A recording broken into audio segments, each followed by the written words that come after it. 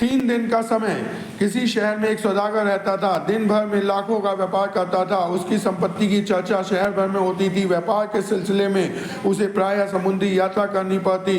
कुछ शुभचिंतकों ने एक दिन उससे आग्रह किया, आप प्रायः समुद्री यात्राएं करते रहते हैं, अतः आपका काफी समय समुद्र में गुजरता है। समुद्र में तूफान आते रहते हैं, जिससे भारी मुश्किल भी हो जाती होगी। बचाव करने के लिए आपको तैरना जरूर सीखना चाहिए। इस सौदागर एकदम बोला, परंतु तैरना सीखने के लिए मेरे पास समय नहीं है। शुभचिंतकों ने कहा, बहुत ज़्यादा समय की जरूरत नहीं है। गांव में एक तैराक रहता है, वह कहता है कि वह 3 दिन में तैरना सिखा देगा।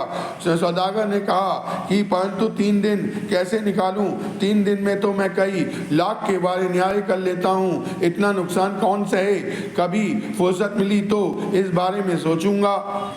शुभचिंतक ने कहा, अभी सोच लीजिए, जीवन बार बार नहीं मिलता।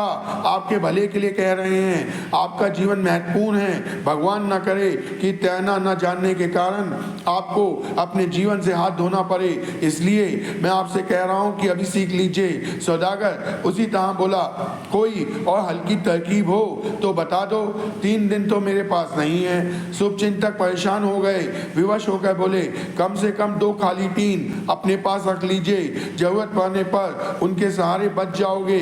सौदागर ने ऐसा ही किया। 2 खाली टीन मुंह बंद करवाकर जहाज में रख लिए, अपने सोने के स्थान पर साथ ही रखते थे। एक दिन तूफान आ गया, नाव डगमगाने लगी। वह चिल्लाया, टीन कहाँ हैं? उसके नाविकों ने सोचा कि टीन सौदागर के पास ही रखे रहते हैं, अपने आप तलाश करके निकल जाएगा। यह सोचकर सभी नाविक पानी में कूद गए और तैरने लगे। सौदागर के पास 2 जोड़ी टीन थे, 2 तो अशर्फियों से भरे हुए थे और 2 खाली थे। सौदागर ने सोचा, कौन से टीन लेकर कूदूं, भरे हुए या खाली? अंत में उन्होंने निर्णय लिया कि खाली टीनों का क्या लाभ, भरे टीन लेकर कूदूंगा तो कुछ माए तो बच जाएगी। सौदागर भरे हुए टीन लेकर कूदा और डूब गया, क्योंकि वे टीन तो भारी थे। वह तैरना सीखने के लिए 3 दिन नहीं निकाल सका और इसी चक्कर में डूब गया। टीन का सहारा मिला तो भी भरे टीन लेकर कूदा। थोड़े से मायावी लोभ के कारण वह सौदागर मर गया।